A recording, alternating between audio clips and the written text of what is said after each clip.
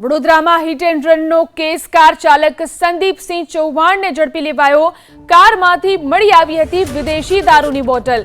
આરોપી કાર ચાલક પીધેલી હાલતમાં હોવાની આશંકા સેવાઈ રહી છે। આરોપી વકીલ હોવાની માહિતી પણ મળી રહી છે। તો વડોદરાનો હિટ એન્ડ રનનો કેસ જેમાં કાર ચાલક સંદીપસિંહને ઝડપી પાડવામાં આવ્યો છે। કારમાંથી વિદેશી દારૂની બોટલ મળી હતી। આ સાથે જ કાર ચાલક પીધેલી હાલતમાં હોવાની આશંકા પણ પોલીસ સેવી રહી છે।